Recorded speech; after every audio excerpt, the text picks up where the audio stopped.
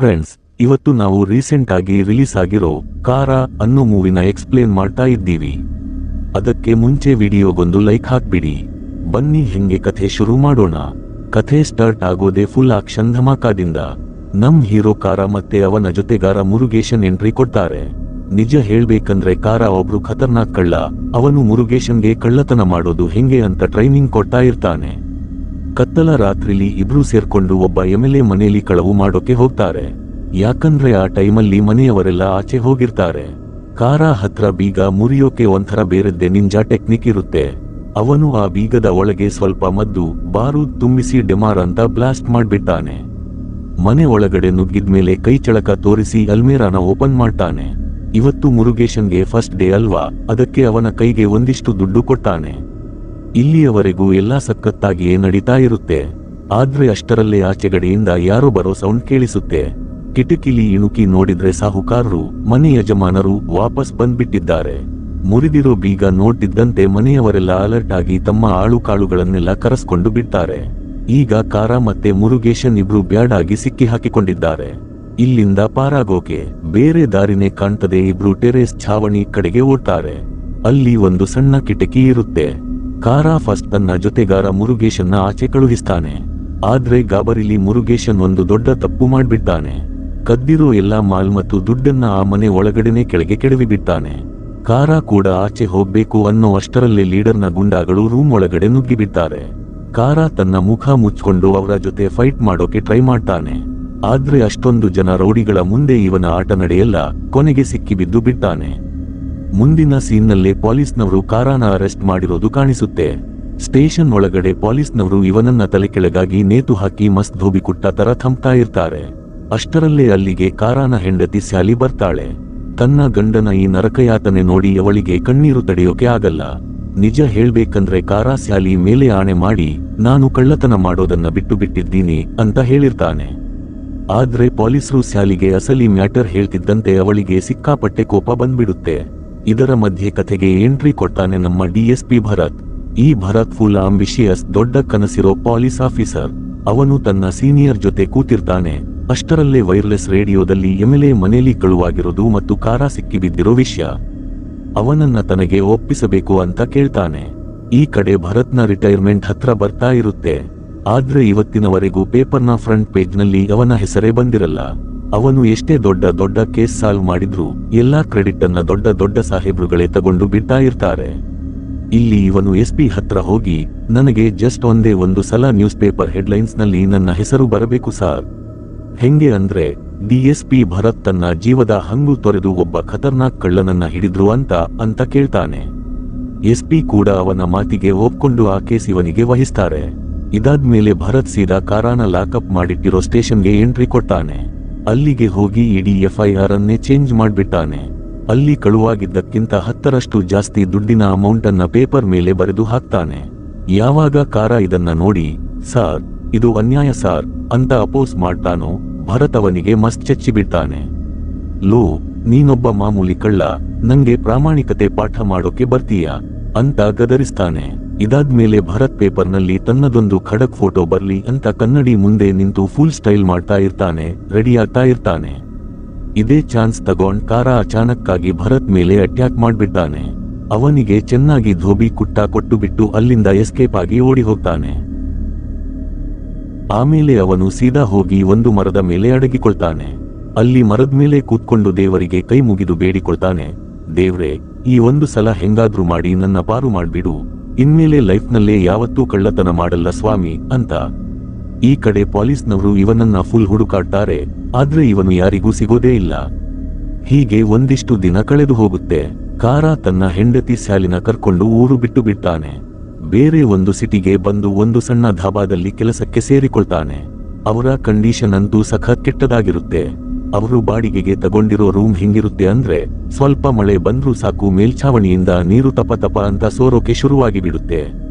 ತನ್ನ ಹೆಂಡತಿ ಈ ತರ ಬೇರೆಯವರ ಹತ್ರ ಕಷ್ಟಪಟ್ಟು ಕೆಲಸ ಮಾಡೋದು ಕಾರಾಗೆ ಒಂಚೂರು ಇಷ್ಟ ಇರಲ್ಲ. ಅವನು ಸ್ಯಾಲಿಗೆ ಹೇಳ್ತಾನೆ, ನಾವು ನಮ್ಮದೇ ಆದ ಒಂದು ಸ್ವಂತ ಹೋಟೆಲ್ ಓಪನ್ ಮಾಡೋಣ, ಅವಾಗ ನಮ್ ಕಷ್ಟ ಎಲ್ಲ ತಾನಾಗಿಯೇ ದೂರ ಆಗುತ್ತೆ ಅಂತ. ಇದಕ್ಕೆ ಸ್ಯಾಲಿ ಅವನಿಗೆ ತಿಳಿ ಹೇಳ್ತಾಳೆ, ಹೋಟೆಲ್ ಇಡೋಕೆ ಸಿಕ್ಕಾಪಟ್ಟೆ ದುಡ್ಡು ಬೇಕು, ನಮ್ ಹತ್ರ ಎಲ್ಲಿದೆ ಅಷ್ಟೊಂದು ದುಡ್ಡು ಅಂತ. ಅದಕ್ಕೆ ಕಾರ ಅವಳಿಗೆ ಧೈರ್ಯ ತುಂಬುತ್ತಾ, ಏನೂ ಚಿಂತೆ ಮಾಡ್ಬೇಡ, ಏನಾದ್ರೂ ಒಂದು ಜುಗಾಡ್ ಉಪಾಯ ಮಾಡೇ ಮಾಡ್ತೀನಿ ಅಂತಾನೆ. ನೀನು ನನ್ನನ್ನ ನಂಬಿದ್ದೀಯಾ, ನಿನ್ನ ಕಣ್ಣಲ್ಲಿ ನೀರು ಬರೋದನ್ನ ನಂಗೆ ನೋಡೋಕೆ ಆಗಲ್ಲ ಅಂತ ಇವನು ಹೇಳ್ತಾನೆ. ಇದಾದ ಮರುದಿನವೇ ಇಬ್ರು ಬ್ಯಾಂಕ್ಗೆ ಲೋನ್ ತಗೊಳ್ಳೋಕೆ ಹೋಗ್ತಾರೆ. ಆದ್ರೆ ಬ್ಯಾಂಕ್ ಮ್ಯಾನೇಜರ್ ಮಾತ್ರ ಯಾವುದೇ ಗ್ಯಾರಂಟಿ ಇಲ್ಲದೆ ಲೋನ್ ಕೊಡೋಕೆ ಆಗಲ್ಲಪ್ಪ ಅಂತ ಸ್ಟ್ರೈಟ್ ಆಗಿ ಕೈ ಆಡಿಸಿಬಿಡ್ತಾನೆ. ಈಗ ಕಾರ ಹತ್ರ ಗ್ಯಾರಂಟಿ ಕೊಡೋಕೆ ಸ್ವಂತದ್ದು ಏನೂ ಇರಲ್ಲ. ಆದ್ರೆ ಕರೆಕ್ಟ್ ಆಗಿ ಅದೇ ಟೈಮ್ಗೆ ಅವನಿಗೆ ನೆನಪಾಗುತ್ತೆ, ತನ್ನ ಊರಲ್ಲಿ ತನ್ನ ತಂದೆ ಹೆಸರಲ್ಲಿ ಒಂದು ಒಕ್ಕಲುತನ ಮಾಡೋ ಜಮೀನು ಹೊಲ ಇದೆ ಅಂತ. ಮ್ಯಾನೇಜರ್ ಹೇಳ್ತಾನೆ, ಹಾಗಿದ್ರೆ ಆ ಜಮೀನಿನ ಪೇಪರ್ಸ್ ತಗೊಂಡು ಬಾ, ನಾನು ನಿನಗೆ ಲೋನ್ ಕೊಡ್ತೀನಿ ಅಂತ. ಲೋನ್ ಸಿಗುತ್ತೆ ಅನ್ನೋ ನಂಬಿಕೆಯಿಂದ ಕಾರ ಸ್ಯಾಲಿನ ಕರ್ಕೊಂಡು ತನ್ನ ಹಳೆ ಸ್ವಂತ ಊರ ಹತ್ರ ಬರ್ತಾನೆ. ಅವನು ಸ್ಯಾಲಿಗೆ ಒಂದು ಲಾಡ್ಜ್ನಲ್ಲಿ ಇರೋಕೆ ಹೇಳಿ ತಾನು ಒಬ್ಬನೇ ತನ್ನ ತಂದೆನ ನೋಡೋಕೆ ಹೋಗ್ತೀನಿ ಅಂತ ಡಿಸೈಡ್ ಮಾಡ್ತಾನೆ. ಅವಾಗ ಸ್ಯಾಲಿ ಹಠ ಮಾಡ್ತಾಳೆ, ನಾನು ನಿನ್ನ ಜೊತೆ ಬರ್ತೀನಿ, ಸೊಸೆನ ನೋಡಿ ಮಾವನ ಕೋಪ ಸ್ವಲ್ಪ ತಣ್ಣಗಾಗಬಹುದು ಅಂತ. ಆದ್ರೆ ಕಾರ ಒಪ್ಪಲ್ಲ, ಬೇಡ, ಒಂದು ವೇಳೆ ಕೋಪದಲ್ಲಿ ನಮ್ಮಪ್ಪ ನಿನಗೆ ಏನಾದ್ರೂ ಅಂದು ಬಿಟ್ಟರೆ ಅಂತ ತಡೆಯುತ್ತಾನೆ. ಅಸಲಿ ಮ್ಯಾಟರ್ ಏನಪ್ಪಾ ಅಂದ್ರೆ, ಸುಮಾರು 6-7 ವರ್ಷದ ಹಿಂದೆ ಕಾರ ತನ್ನದೇ ತಂದೆಯ ದುಡ್ಡನ್ನ ಕದ್ದು ಬಿಟ್ಟು ಮನೆಯಿಂದ ಓಡಿ ಹೋಗಿರ್ತಾನೆ. ಅಂದಿನಿಂದ ಇವತ್ತಿನವರೆಗೂ ಅವನು ಮನೆ ಕಡೆ ಮುಖ ಮಾಡಿರಲ್ಲ. ಎಷ್ಟೋ ಸಲ ಮನೆಗೆ ಹೋಗೋಣ ಅಂತ ಧೈರ್ಯ ಮಾಡಿ ಬಸ್ ಸ್ಟ್ಯಾಂಡ್ ವರೆಗೂ ಬಂದಿರ್ತಾನೆ. ಆದ್ರೆ ಮಾಡಿದ ತಪ್ಪಿಗೆ ಮುಖ ತೋರಿಸೋಕೆ ನಾಚಿಕೆ ಪಟ್ಟುಕೊಂಡು ವಾಪಸ್ ಹೋಗಿರ್ತಾನೆ. ಆದ್ರೆ ಈ ಸಲ ಮಾತ್ರ ಅವನು ಒಂದು ಗಟ್ಟಿ ನಿರ್ಧಾರ ಮಾಡ್ತಾನೆ. ಕರೆಕ್ಟ್ ಆಗಿ ಇಲ್ಲೇ ನಮಗೆ ಗೊತ್ತಾಗೋದು ಏನಂದ್ರೆ, ಇದು ದೇಶಗಳ ಮಧ್ಯೆ ಭೀಕರ ಯುದ್ಧ ನಡೀತಾ ಇದ್ದ ಕಾಲ. ಇದರ ಎಫೆಕ್ಟ್ ಇಡೀ ಪ್ರಪಂಚದ ಮೇಲೆ ಬಿದ್ದಿರುತ್ತೆ. ಹಾಗೆ ಪೆಟ್ರೋಲ್ ಮತ್ತು ಡೀಸೆಲ್ ಬೆಲೆ ಭಾರಿ ಕಿಲ್ಲತ್ತಾಗಿ ಬಿಟ್ಟಿತ್ತು. ಖೈರ್, ತನ್ ಮನೆಗೆ ಹೋಗೋಕ್ಕಿಂತ ಮುಂಚೆ ಕಾರ ತನ್ ಕಾಕ ಕಾಶಿನ್ ಭೇಟಿಯಾಗೋಕ್ ಬರ್ತಾನೆ. ವರ್ಷಗಳ ನಂತರ ತನ್ ತಂಗಿ ತಮ್ಮನ ಮಗನ್ ನೋಡಿ ಕಾಶಿಗೆ ಎಷ್ಟ್ ಕೋಪ ಮತ್ತೆ ದ್ವೇಷ ಬರುತ್ತೆ ಅಂದ್ರೆ, ಅವರು ನೇರವಾಗಿ ಕಾರ ಕೆನ್ನೆಗೆ ಒಂದ್ ಜೋರಾಗಿ ಚಪ್ಪಾಳೆ, ಗಾಲ್ ಮೇಲೆ ತಮಾಚ ಹೊಡೆದು ಬಿಡ್ತಾರೆ. ಅಷ್ಟೇ ಅಲ್ಲದೆ ಅವನಿಗೆ ಮನಬಂದಂತೆ ಬೈತಾರೆ. ವಯಸ್ಸಾದ ಕಾಲದಲ್ಲಿ ತಂದೆ ತಾಯಿಗೆ ನಿನ್ನಾಸರೆ ಬೇಕಾಗಿದ್ದಾಗ ಅವ್ರನ್ನ ಬಿಟ್ಟು ಹೋದ್ವಿ, ಇವತ್ತು ಯಾವ ಮೂತಿ ತಂದ್ಕೊಂಡು ವಾಪಸ್ ಬಂದಿದ್ಯಾ ಅಂತ ಖಾರವಾಗಿ ಕೇಳ್ತಾರೆ. ಇಲ್ಲಿ ಕಾಕನ ಕಟು ಮಾತುಗಳನ್ನ ಕೇಳಿ ಕಾರನ ಬಾಯಿ ಮುಚ್ಕೊಂಡ್ ಹಾಗೆ ಆಗುತ್ತೆ. ಅವನ ಹೃದಯನೇ ಒಡೆದು ಹೋಗುತ್ತೆ. ಅವನು ಬೇಜಾರಾಗಿ ಧೃತಿಗೆಟ್ಟು ವಾಪಸ್ ಸಿಟಿಗೆ ಹೊರಟು ಹೋಗೋಣ ಅಂತ ಬಸ್ ಸ್ಟ್ಯಾಂಡ್ಗೆ ಬಂದು ತಲುಪ್ತಾನೆ. ಆಮೇಲೆ ಅವನು ಬಸ್ ಹತ್ತೋಕೆ ಹೋಗೋಷ್ಟ್ರಲ್ಲೇ ಬಸ್ನಿಂದ ಅವರ ಅಪ್ಪ ಕೆಳಗೆ ಇಳಿತಾರೆ. ಕಾರ ಗಾಬರಿಯಾಗಿ ತನ್ನ ಮುಖ ಮುಚ್ಕೊಂಡು ಅಲ್ಲಿಂದ ಜಾರಿಕೊಳ್ಳೋಕೆ ನೋಡ್ತಾನೆ. ಆದ್ರೆ ಆ ತಂದೆಯ ಕಣ್ಣುಗಳು ತನ್ನ ಮಗನ್ ಗುರುತು ಹಿಡಿಯದೇ ಇರುತ್ತಾ ಅವರು ಅವನಿಗೆ ಜೋರಾಗಿ ಕರೀತಾರೆ. ಕಾರ ತಿರುಗಿ ನೋಡಿದಾಗ ಅವರ ಅಪ್ಪನ ಕಣ್ಣಲ್ಲಿ ಕೋಪ ಇರಲಿಲ್ಲ, ಬದಲಾಗಿ ಅವರು ಬಿಕ್ಕಿ ಬಿಕ್ಕಿ ಅಳ್ತಾ ಇರ್ತಾರೆ. ಅವರು ಓಡಿ ಬಂದು ಅವನನ್ನ ತಬ್ಬಿಕೊಂಡು ಹೇಳ್ತಾರೆ, ಎಷ್ಟು ವರ್ಷಗಳ ನಂತರ ನಮ್ ನೆನಪಾಯ್ತು ನಿನಗೆ, ನಾನು ನಿನ್ನನ್ನ ಎಲ್ಲೆಲ್ಲಿ ಅಂತ ಹುಡುಕ್ಲಿಲ್ಲ. ಆಮೇಲೆ ಅವರು ಅವನನ್ನ ಗೌರವದಿಂದ ಮನೆಗೆ ಕರ್ಕೊಂಡು ಹೋಗ್ತಾರೆ. ವರ್ಷಗಳ ನಂತರ ಮಗನ್ ನೋಡಿ ಅಮ್ಮನ ಕಣ್ಣಲ್ಲೂ ನೀರು ತುಂಬಿಕೊಳ್ಳುತ್ತೆ.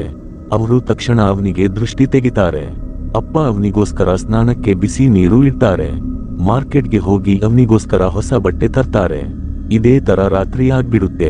ಅತ್ತ ಕಡೆ ಲಾಡ್ಜ್ನಲ್ಲಿ ಸ್ಯಾಲಿ ಒಬ್ಬಳೆ ಕಾರಾಗೋಸ್ಕರ ಕಾಯ್ತಾ ಇರ್ತಾಳೆ. ಆಮೇಲೆ ಮುಂದಿನ ಬೆಳಗ್ಗೆ ಒಂದು ಬೇರೆನೆ ಸತ್ಯ ಎದುರಿಗೆ ಬರುತ್ತೆ. ಅಪ್ಪ ಕಾರಾನ ತನ್ನ ಜಮೀನು ಹತ್ರ ಕರ್ಕೊಂಡು ಹೋಗ್ತಾರೆ. ಯಾವ ಜಮೀನಿನ ಪೇಪರ್ಸ್ ಕಾರಾಗೆ ಬೇಕಿತ್ತೋ ಅಲ್ಲಿಗೆ. ಆ ಜಮೀನು ಪೂರ್ತಿ ಬಂಜರು ಬಿದ್ದಿರುತ್ತೆ.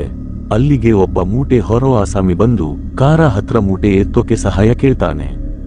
ಆದ್ರೆ ನಮ್ಮ ಕಾರ ದೊಡ್ಡ ಕಳ್ಳ ಅಲ್ವಾ, ಅವನಿಗೆ ಈ ತರ ಕಷ್ಟಪಟ್ಟು ಕೆಲಸ ಮಾಡೋದೆಲ್ಲ ಗೊತ್ತಿರಲ್ಲ. ಆಗ ಅಪ್ಪನೇ ಖುದ್ದಾಗಿ ಮುಂದೆ ಬಂದು ಅವನಿಗೆ ಮೂಟೆ ಎತ್ತೋದು ಹೇಗೆ ಅಂತ ಕಡಿಸ್ತಾರೆ, ಹೇಳಿಕೊಡ್ತಾರೆ. ಅಷ್ಟ್ರಲ್ಲೇ ಕಾರಾನ ಕಣ್ಣು ಹೊಲದಲ್ಲಿ ನಿಂತಿರೋ ಒಂದು ಟ್ರ್ಯಾಕ್ಟರ್ ಮೇಲೆ ಬೀಳುತ್ತೆ.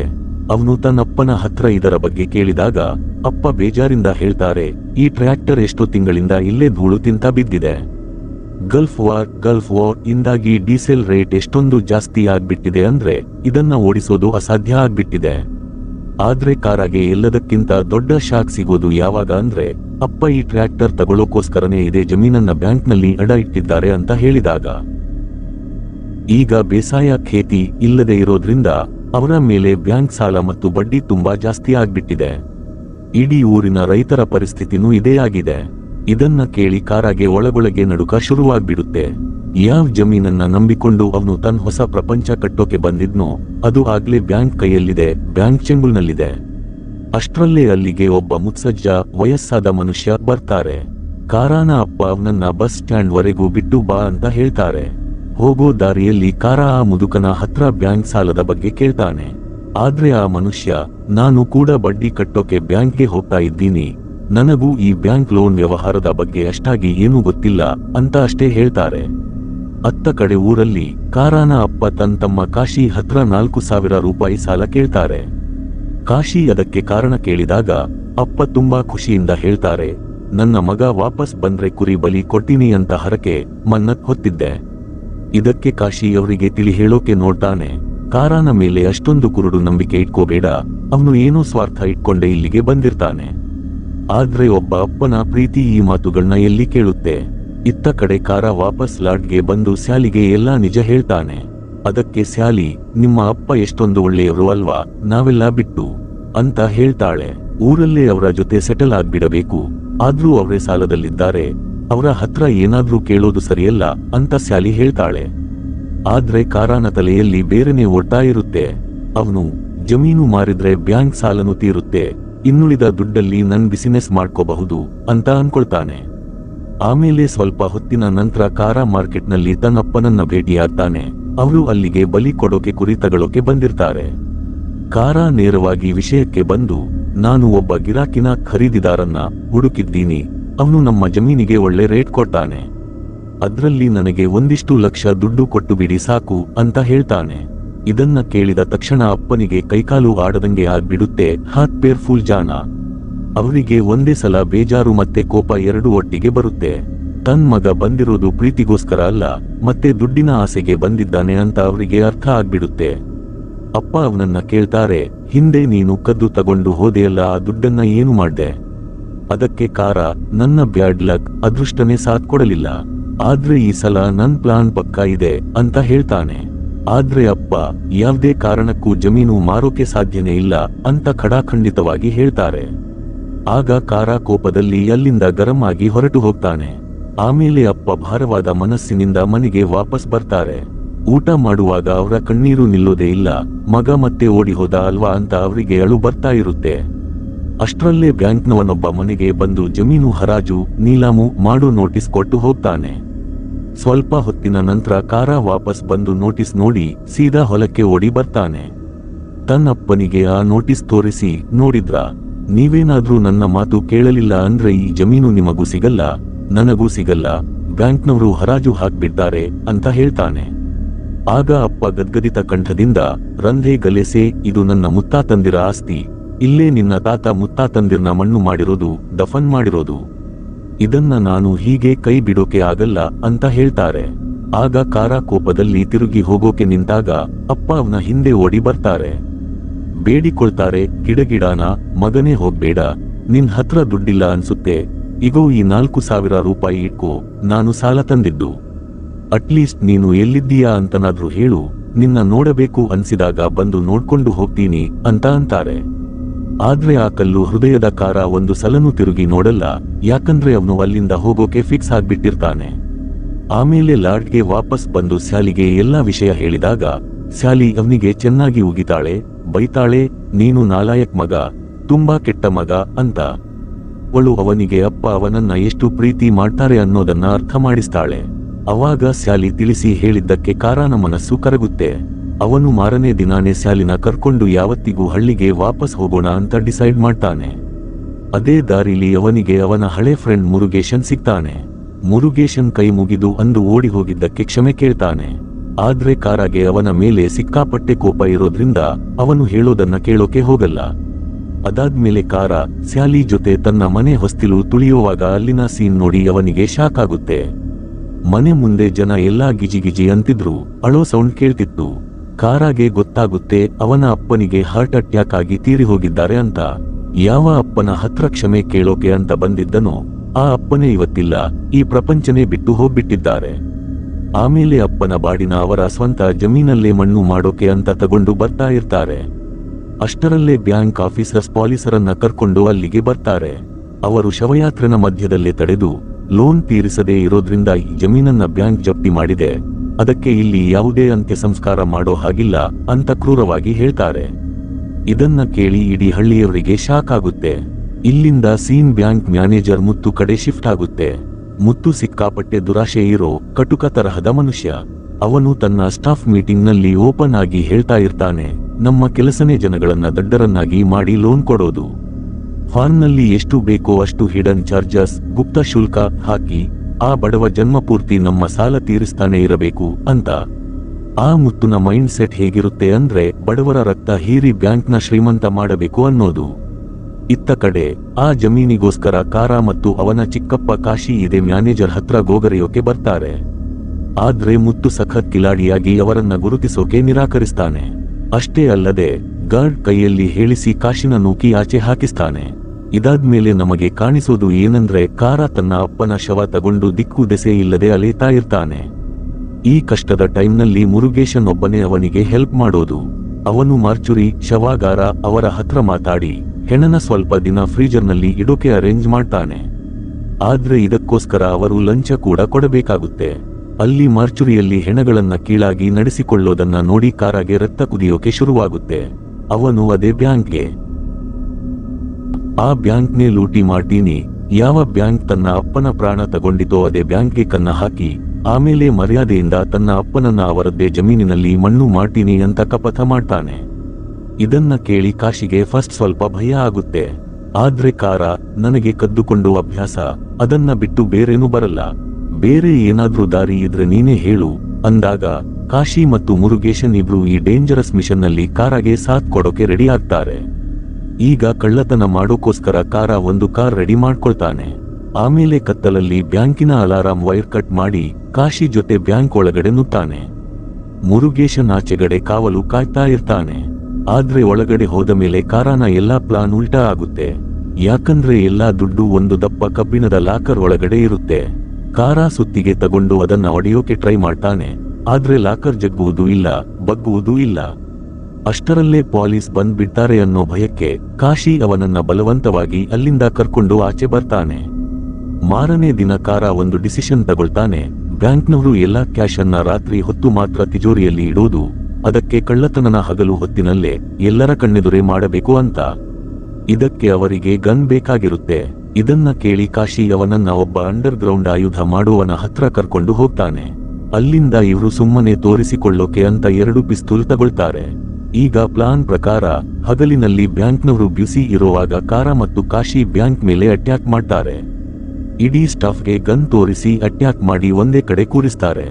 ಕಾರ ತನಗೆ ಲೋನ್ ತೀರಿಸೋಕೆ ಎಷ್ಟು ಬೇಕೋ ಅಷ್ಟೇ ದುಡ್ಡನ್ನ ಎಣಿಸಿ ಬ್ಯಾಗ್ ಒಳಗಡೆ ತುಂಬಿಕೊಳ್ತಾರೆ.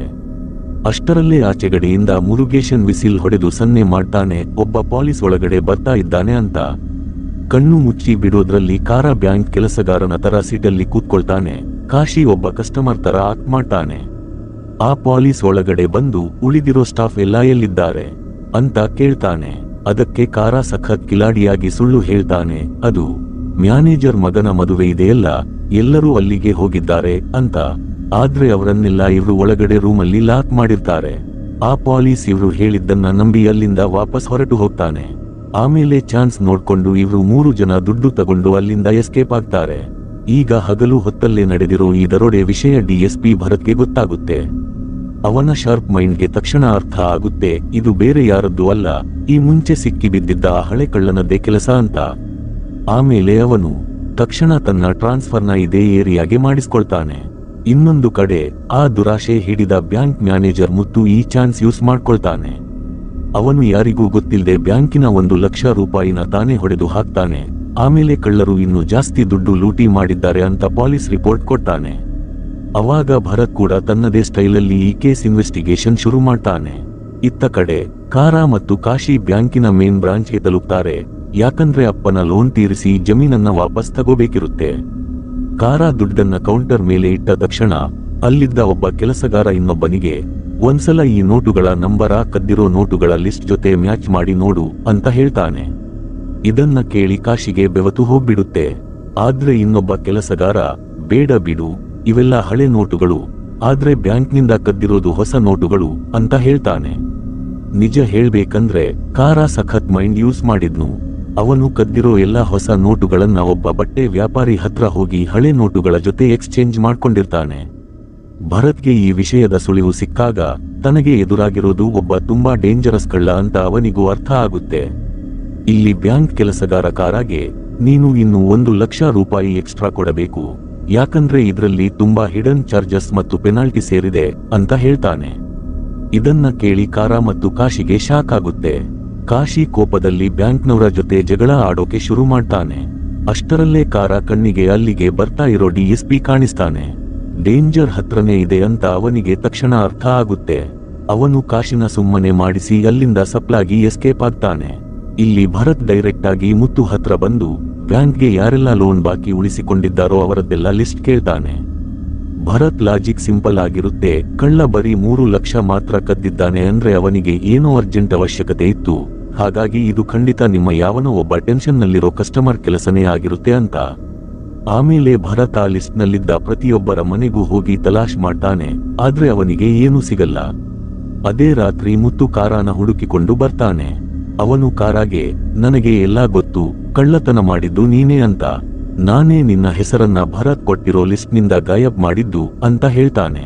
ಆಮೇಲೆ ಮುತ್ತು ಕಾರಾಗೆ ಒಂದು ಗಲೀಜು ಆಫರ್ ಕೊಡ್ತಾನೆ, ನೀನು ಕಳ್ಳತನ ಮಾಡು, ನಾವಿಬ್ರು ಅರ್ಧ ಅರ್ಧ ದುಡ್ಡು ಹಂಚಿಕೊಳ್ಳೋಣ ಅಂತ. ಆದ್ರೆ ಕಾರಾ ಅದಕ್ಕೆ ಏನೂ ಜವಾಬ್ ಕೊಡಲ್ಲ. ಇಲ್ಲಿ ಭರತ್ಗೆ ಗ್ಯಾರಂಟಿ ಇರುತ್ತೆ, ಕಳ್ಳನಿಗೆ ಇನ್ನು ದುಡ್ಡಿನ ಅವಶ್ಯಕತೆ ಇದ್ದೇ ಇರುತ್ತೆ, ಅವನು ಮತ್ತೆ ಕಳ್ಳತನ ಮಾಡೇ ಮಾಡ್ತಾನೆ ಅಂತ. ಅದಕ್ಕೆ ಅವನು ಒಂದು ಜಬರ್ದಸ್ತ್ ಪ್ಲಾನ್ ಮಾಡ್ತಾನೆ. ಅವನು ಎಲ್ಲಾ ಬ್ರಾಂಚ್ಗಳ ಅಲಾರಾಂ ಸಿಸ್ಟಮ್ ಚೆಕ್ ಮಾಡಿಸ್ತಾನೆ, ಯಾವ ಅಲಾರಾಂ ಬಾರಿಸಿದ್ರೆ ಪೊಲೀಸ್ ಸ್ಟೇಷನ್ಗೆ ಸೌಂಡ್ ಕೇಳಿಸಲ್ಲ ಅಂತ. ಅವಾಗ ಅವನಿಗೆ ಒಂದು ಬ್ರಾಂಚ್ನ ಸಿಸ್ಟಮ್ ಖರಾಬ್ ಆಗಿದೆ ಅಂತ ಗೊತ್ತಾಗುತ್ತೆ.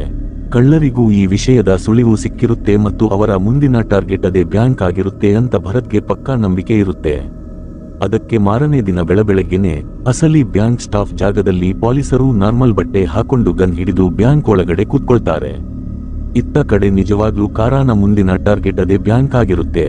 ಅವನು ಬ್ಯಾಂಕ್ ಆಚೆ ತಲುಪಿರ್ತಾನೆ ಮತ್ತು ಮುರುಗೇಶನ್ನ ಒಳಗಡೆ ಏನಿದೆ ಅಂತ ನೋಡ್ಕೊಂಡು ಬರೋಕೆ ಕಳಿಸ್ತಾನೆ. ಮುರುಗೇಶನ್ ಫಾರ್ಮ್ ತಗೊಳ್ಳೋ ನೆಪದಲ್ಲಿ ಒಳಗಡೆ ಹೋಗ್ತಾನೆ.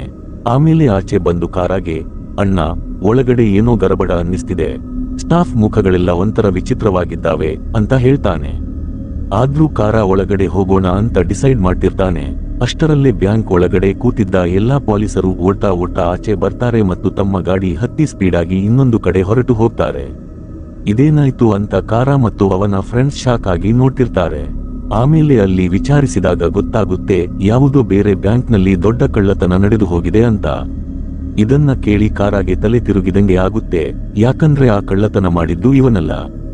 ಆಮೇಲೆ ಇವರು ಆ 2ನೇ ಬ್ರಾಂಚ್ ಹತ್ರ ಹೋದಾಗ ಅಲ್ಲಿ ಕಾರಾಗೆ ಮುತ್ತು ನಗುತ್ತಾ ನಿಂತಿರೋದು ಕಾಣಿಸುತ್ತೆ.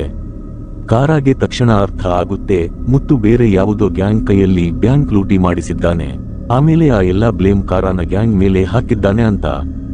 ಈಗ ಕಾರಾಗೆ ಹೆಂಗಾದ್ರೂ ಮಾಡಿ ದುಡ್ಡು ಬೇಕೇ ಬೇಕು. ಅದಕ್ಕೆ ಅವರು 3 ಜನ ಮುತ್ತುನ ಫಾಲೋ ಮಾಡ್ತಾರೆ. ಇಲ್ಲಿ ಮುತ್ತು ಒಂದು STD ಬೂತ್ನಿಂದ ಯಾರಿಗೋ ಫೋನ್ ಮಾಡ್ತಾನೆ.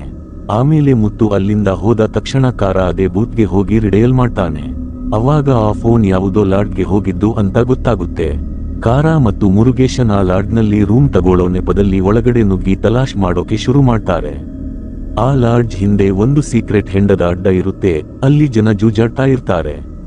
ಕಾರಾ ಕೂಡ ಅವರ ಜೊತೆ ಆಡೋಕೆ ಕೂತ್ಕೊಳ್ತಾನೆ ಮತ್ತು ಬೇಕಂತಲೇ ತನ್ನ ದುಡ್ಡನ್ನ ಸೋಲ್ತಾನೆ. ಆಮೇಲೆ ಅವನು ತನ್ನ ಕಾರ್ನ ಪಣಕ್ಕಿಡ್ತಾನೆ. ಆ ರೌಡಿಗಳು ತಮ್ಮ ಹತ್ರ ಇರೋ ದುಡ್ಡು ತೋರಿಸೋಕೆ ಬ್ಯಾಗ್ ಓಪನ್ ಮಾಡಿದಾಗ ಕಾರಾ ನೋಡ್ತಾನೆ, ಅದು ಅದೇ ಬ್ಯಾಂಕಿನ ದುಡ್ಡು. ಅಷ್ಟರಲ್ಲೇ ಆ ರೌಡಿಗಳು ಗನ್ ತೆಗೆಯೋಕೆ ಹೋಗ್ತಾರೆ.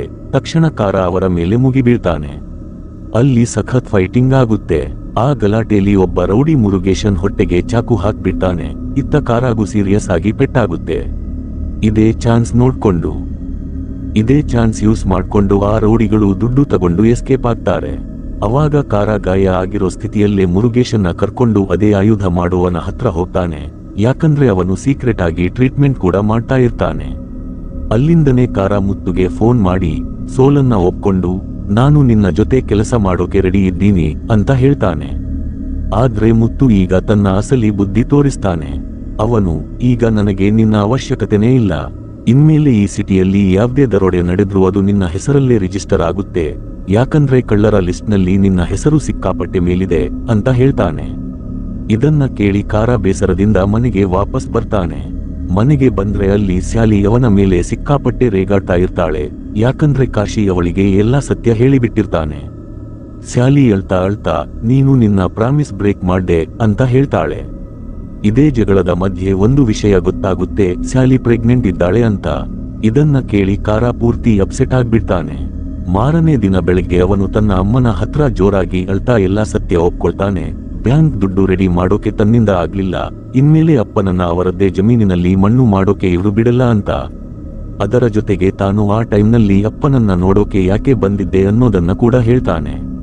ಫಸ್ಟ್ ಅಮ್ಮ ಅವನಿಗೆ ಚೆನ್ನಾಗಿ ಬೈತಾರೆ, ಆದ್ರೆ ಆಮೇಲೆ ತಾಯಿ ಮಮತೆ ಜಾಗೃತವಾಗಿ ಹೋಗು, ನಿನ್ನ ಅಪ್ಪನನ್ನ ಮರ್ಯಾದೆಯಿಂದ ಕರ್ಕೊಂಡು ಬಾ ಅಂತ ಆರ್ಡರ್ ಮಾಡ್ತಾರೆ.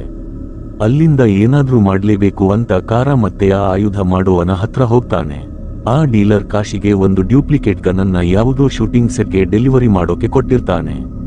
ಅಲ್ಲಿ ಸೆಟ್ಗೆ ಹೋದಾಗ ಕಾರಾ ಒಂದು ವಿಷಯ ಕೇಳ್ಕೊಳ್ತಾನೆ. ಸಿನಿಮಾದ ಪ್ರೊಡ್ಯೂಸರ್ ತನ್ನ ಮನುಷ್ಯನಿಗೆ ಬ್ಯಾಂಕ್ನಿಂದ 5 ಲಕ್ಷ ರೂಪಾಯಿ ಕ್ಯಾಶ್ ತರೋಕೆ ಹೇಳ್ತಾ ಇರ್ತಾನೆ.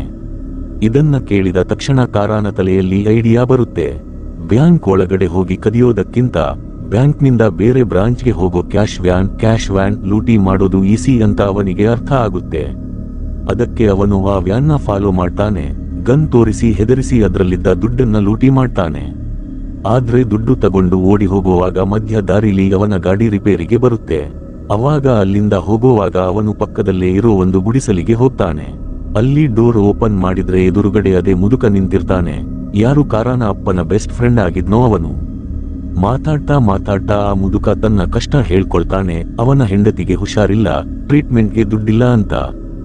ಟ್ರೀಟ್ಮೆಂಟ್ಗೆ ದುಡ್ಡಿಲ್ಲ ಮತ್ತು ಬ್ಯಾಂಕ್ನವರು ಅವನ ಜಮೀನನ್ನ ಕಸಿದುಕೊಳ್ಳೋಕೆ ನೋಡ್ತಾ ಇದ್ದಾರೆ ಅಂತ ಹೇಳ್ಕೊಳ್ತಾನೆ. ಅವನ ಈ ಕಷ್ಟದ ಕಥೆ ಕೇಳಿ ಕಾರಾನ ಒಳಗಿರೋ ಮನುಷ್ಯ ಜಾಗೃತನಾಗ್ತಾನೆ. ಅವನು ಬರೀ ತನಗೋಸ್ಕರ ಅಷ್ಟೇ ಅಲ್ಲದೆ ಇಡೀ ಹಳ್ಳಿಗೋಸ್ಕರ ಒಂದು ದೊಡ್ಡ ಡಿಸಿಷನ್ ತಗೊಳ್ತಾನೆ. ಇನ್ನೊಂದು ಕಡೆ ಭರತ್ಗೆ ಕ್ಯಾಶ್ ವ್ಯಾನ್ ಲೂಟಿ ಆಗಿರೋ ವಿಷಯ ಗೊತ್ತಾಗುತ್ತೆ. ಅದೇ ಟೈಮ್ನಲ್ಲಿ ಆ ದುರಾಶೆ ಹಿಡಿದ ಮುತ್ತು ತನ್ನ ರೌಡಿಗಳಿಗೆ ಇನ್ನೊಂದು ಬ್ರಾಂಚ್ ಲೂಟಿ ಮಾಡೋಕೆ ಆರ್ಡರ್ ಕೊಡ್ತಾನೆ. ಆಮೇಲೆ ಭರತ್ ಮುತ್ತುನ ತನ್ನ ಗಾಡಿಯಲ್ಲಿ ಕೂರಿಸ್ಕೊಂಡು ನಡಿ, ಎಲ್ಲಾ ಬ್ಯಾಂಕ್ಗಳನ್ನ ಚೆಕ್ ಮಾಡೋಣ ಅಂತ ಹೇಳ್ತಾನೆ. ಈಗ ಇಡೀ ಪೊಲೀಸ್ ಫೋರ್ಸ್ ಮತ್ತು ಮುತ್ತು ಬೇರೆ ಬೇರೆ ಕಡೆ ಬ್ಯುಸಿ ಇರ್ತಾರೆ. ಇದೇ ಗೊಂದಲದ ಚಾನ್ಸ್ ಯೂಸ್ ಮಾಡ್ಕೊಂಡು ಕಾರಾ ಬ್ಯಾಂಕ್ಗಳ ಮೇಲೆ ಬ್ಯಾಂಕ್ ನುಗ್ಗಿ ಬ್ಯಾಕ್ ಟು ಬ್ಯಾಕ್ ಕಳ್ಳತನ ಮಾಡೋಕೆ ಶುರು ಮಾಡ್ತಾನೆ. ಭರತ್ ಒಂದು ಕಡೆ ತಲುಪೋದ್ರಲ್ಲಿ ಕಾರಾ ಇನ್ನೊಂದು ಕಡೆ ಲೂಟಿ ಮಾಡಿರ್ತಾನೆ. ಅಂದ್ರೆ ಕಾರಾ ಭರತ್ಗಿಂತ ಒಂದು ಹೆಜ್ಜೆ ಮುಂದಿರ್ತಾನೆ. ಇದೇ ಮಧ್ಯೆ ಪೊಲೀಸರ ಒಂದು ಟೀಮ್ ಮುತ್ತುನ ರೌಡಿಗಳು ದರೋಡೆ ಮಾಡ್ತಿರೋ ಬ್ಯಾಂಕ್ಗೆ ತಲುಪುತ್ತೆ. ಕರೆಕ್ಟ್ ಟೈಮ್ಗೆ ನಡೆದ ಎನ್ಕೌಂಟರ್ನಲ್ಲಿ ಭರತ್ ಇಬ್ರು ರೌಡಿಗಳನ್ನ ಶೂಟ್ ಮಾಡಿ ಮುಗಿಸ್ತಾನೆ. ಅವಾಗ ಮೂರನೇ ರೌಡಿ ಮಂಡಿಯೂರಿ ಎಲ್ಲಾ ಸತ್ಯ ಒಪ್ಕೊಳ್ತಾನೆ, ಇದೆಲ್ಲ ಮಾಡಿಸಿದ್ದು ಮ್ಯಾನೇಜರ್ ಮುತ್ತುನೇ ಅಂತ. ಇದನ್ನ ಕೇಳಿ ಮುತ್ತು ಅಲ್ಲಿಂದ ಜೀವ ಉಳಿಸ್ಕೊಳ್ಳೋಕೆ ಓಡ್ತಾನೆ. ಆದ್ರೆ ಬ್ಯಾಡ್ ಲಕ್ ಅಂದ್ರೆ ಸ್ಪೀಡಾಗಿ ಬಂದ ಒಂದು ಟ್ರ್ಯಾಕ್ಟರ್ ಅವನಿಗೆ ಜೋರಾಗಿ ಗುದ್ದಿಬಿಡುತ್ತೆ. ಇದನ್ನ ನೋಡಿ ಭರತ್ ಮುತ್ತುನ ಹಾಸ್ಪಿಟಲ್ಗೆ ಸೇರಿಸ್ತಾನೆ. ಆದ್ರೆ ಮುತ್ತು ಹಾಸ್ಪಿಟಲ್ನಲ್ಲೂ ತನ್ನ ಕಿಲಾಡಿ ಬುದ್ಧಿ ಬಿಡಲ್ಲ. ಅವನು ಭರತ್ಗೆ ಲಂಚ ಕೊಟ್ಟು ಮ್ಯಾಟರ್ ಕ್ಲೋಸ್ ಮಾಡೋಕೆ ಟ್ರೈ ಮಾಡ್ತಾನೆ. ನಾವು ಕದ್ದಿರೋ ದುಡ್ಡನ್ನ ಅರ್ಧ ಹಂಚಿಕೊಳ್ಳೋಣ, ಆದ್ರೆ ನನ್ನ ಹೆಸರು ಕೆಡದ ಹಾಗೆ ನೋಡ್ಕೋ ಅಂತ. ಇದಕ್ಕೆ ಭರತ್ ಸಿಕ್ಕಾಪಟ್ಟೆ ಸೈಲೆಂಟ್ ಆಗಿ ಹೇಳ್ತಾನೆ, ನನ್ನ ಇಡೀ ಡ್ಯೂಟಿಯಲ್ಲಿ ಬರೀ ಇಬ್ರು ನನ್ನ ಅಳಿಸಿದ್ದು, ಒಬ್ಬ ಆ ಕಳ್ಳ, ಇನ್ನೊಬ್ಬ ನೀನು. ಇಷ್ಟ ಹೇಳ್ಬಿಟ್ಟು ಭರತ್ ಮುತ್ತುನ ಆಕ್ಸಿಜನ್ ಮಾಸ್ಕ್ ತೆಗೆದು ಹಾಕ್ತಾನೆ. ಮುತ್ತು ಅಲ್ಲೇ ಒದ್ದಾಡಿ ಸತ್ತು ಹೋಗ್ತಾನೆ. ಅಷ್ಟರಲ್ಲೇ ಭರತ್ಗೆ ಇನ್ನೊಂದು ಶಾಕಿಂಗ್ ನ್ಯೂಸ್ ಬರುತ್ತೆ. ಬ್ಯಾಂಕಿನ ಮೇನ್ ಬ್ರಾಂಚ್ ಆಚೆ ಸಾವಿರಾರು ಹಳ್ಳಿಯವರು ಗುಂಪು ಕೂಡಿದ್ದಾರೆ ಮತ್ತು ಅವರೆಲ್ಲ ತಮ್ಮ ಲೋನ್ ತೀರಿಸ್ತಾ ಇದ್ದಾರೆ. ಅಸಲಿಗೆ ಕಾರಾ ಬ್ಯಾಂಕ್ಗಳಿಂದ ಎಷ್ಟೆಲ್ಲ ದುಡ್ಡು ಕದ್ದಿದ್ನೋ ಅದನ್ನೆಲ್ಲ ಹಳ್ಳಿಯ ಬಡ ರೈತರಿಗೆ ಹಂಚಿಬಿಟ್ಟಿರ್ತಾನೆ. ಎಷ್ಟೋ ವರ್ಷಗಳ ಆದ್ಮೇಲೆ ರೈತರ ಕೈಯಲ್ಲಿ ತಮ್ಮ ಜಮೀನಿನ ಪೇಪರ್ ಸಿಕ್ಕಿರುತ್ತೆ ಮತ್ತು ಅವರ ಮುಖದಲ್ಲಿ ಖುಷಿ ಇರುತ್ತೆ. ಇತ್ತ ಕಡೆ ಕಾರಾ ಕೊನೆಗೂ ತನ್ನ ಅಪ್ಪನ ಶವನ ಸ್ವಂತ ಜಮೀನಿಗೆ ಕರ್ಕೊಂಡು ಬಂದು ಮರ್ಯಾದೆಯಿಂದ ಮಣ್ಣು ಮಾಡ್ತಾನೆ. ಅಷ್ಟರಲ್ಲೇ ಅಲ್ಲಿಗೆ ಡಿಎಸ್ಪಿ ಭರತ್ ಬರ್ತಾನೆ. ಕಾರಾ ಅವನ ಗನ್ ಕಿತ್ಕೊಂಡು ಭರತ್ಗೆನೆ ಗುರಿ ಇಡ್ತಾನೆ. ಆಮೇಲೆ ಕಾರಾ ಕೇಳ್ತಾನೆ, ನೀನು ಯಾವತ್ತಾದ್ರೂ ಬ್ಯಾಂಕ್ನಲ್ಲಿ ಲೋನ್ ತಗೊಂಡಿದ್ದೀಯಾ? ಅದಕ್ಕೆ ಭರತ್, ಹೌದು, ಕಾರಿಗೋಸ್ಕರ ತಗೊಂಡಿದ್ದೀನಿ, ಪ್ರತಿ ತಿಂಗಳು 3,000 ಎಮಿ ಕಿಸ್ತಿ ಕೂಡ ಹೋಗುತ್ತೆ ಅಂತಾನೆ. ಕಾರಾ ಕೇಳ್ತಾನೆ, ಒಂದು ವೇಳೆ ನಿನಗೆ 1 ತಿಂಗಳ ಸ್ಯಾಲರಿ ಸಿಗಲಿಲ್ಲ ಅಂದ್ರೆ ಏನಾಗುತ್ತೆ? ಭರತ್, ಅಯ್ಯೋ, ಪರಿಸ್ಥಿತಿ ಕರಬಡ ಆಗ್ಬಿಡುತ್ತೆ ಅಂತಾನೆ. ಆಗ ಕಾರಾ ಅವನಿಗೆ ತಿಳಿಸಿ ಹೇಳ್ತಾನೆ, ನಿನಗೆ ಮುಂದಿನ ತಿಂಗಳು ಸ್ಯಾಲರಿ ಬರುತ್ತೆ ಅನ್ನೋ ಭರವಸೆ ಆದ್ರೂ ಇದೆ. ಆದ್ರೆ ನಮ್ಮ ರೈತರು ಬರೀ ಮಣ್ಣು ಮತ್ತು ಮಳೆ ನಂಬಿಕೊಂಡು ಬದುಕ್ತಾರೆ. ಈ ಬ್ಯಾಂಕ್ಗಳವರು ಆ ಅಮಾಯಕರ ಇದೆ ಮಜ್ಬೂರಿ ಕಷ್ಟದ ಚಾನ್ಸ್ ಯೂಸ್ ಮಾಡ್ಕೊಂಡು ಅವರನ್ನ ಜೀವಂತವಾಗಿ ಕೊಂದ್ಬಿಟ್ರು. ಇಷ್ಟು ಹೇಳಿ ಕಾರಾ ಗನ್ ಕೆಳಗೆ ಇಡ್ತಾನೆ. ಭರತ್ ಮುಂದೆ ಬಂದು ಕಾರಾನ ಕೈಗೆ ಹ್ಯಾಂಡ್ಸ್ ಹೇಳಿ ಮಾಡಿಸಿದ ಬೇಡಿ ಹಾಕ್ತಾನೆ. ಆದ್ರೆ ಆಮೇಲೆ ಭರತ್ನ ಆ ದುರಾಸೆ ಮೈಂಡ್ ಯೋಚನೆ ಮಾಡುತ್ತೆ, ಒಂದು ವೇಳೆ ಅವನು ಕಾರಾನ ಅರೆಸ್ಟ್ ಮಾಡಿದ್ರೆ ಪೇಪರ್ನಲ್ಲಿ ಈ ರಾಬಿನ್ ಹುಡ್ ಕಳ್ಳನ ಫೋಟೋ ಪ್ರಿಂಟ್ ಆಗುತ್ತೆ ಮತ್ತು ಅವನು ಹೀರೋ ಆಗ್ಬಿಡ್ತಾನೆ ಅಂತ. ಅದಕ್ಕೆ ತನ್ನ ಸುಳ್ಳು ಮರ್ಯಾದೆಗೋಸ್ಕರ ಮತ್ತು ಪೇಪರ್ ಫ್ರಂಟ್ ಪೇಜ್ನಲ್ಲಿ ಬರೀ ತನ್ನದೇ ಫೋಟೋ ಇರಲಿ ಅನ್ನೋ ಆಸೆಗೆ ಭರತ್ ಕಾರಾನ ಬೇಡಿನ ಬಿಚ್ಚಿ ಅವನನ್ನ ಫ್ರೀಯಾಗಿ ಬಿಟ್ಟು ಬಿಡ್ತಾನೆ. ಮಾರನೇ ದಿನ ಪೇಪರ್ನಲ್ಲಿ ನ್ಯೂಸ್ ಬರುತ್ತೆ, ಕರಪ್ಟ್ ಮ್ಯಾನೇಜರ್ ಕಳ್ಳತನ ಮಾಡ್ತಾ ಇದ್ದ, ಅವನು ಸತ್ತೋದ ಮತ್ತು DSP ಈ ಕೇಸ್ ಸಾಲ್ವ್ ಮಾಡಿದ್ರು ಅಂತ. ಅಂದ್ರೆ ಒಂದೇ ಕಲ್ಲಿಗೆ ಎರಡು ಹಕ್ಕಿ. ಕಾರಾ ಕೂಡ ಬಚಾವ್ ಆದ, ಇವನ ಫೋಟೋ ಕೂಡ ಪೇಪರ್ನಲ್ಲಿ ಬಂತು. ಇಲ್ಲಿಗೆ ಈ ಮೂವಿ ಮುಗಿಯುತ್ತೆ.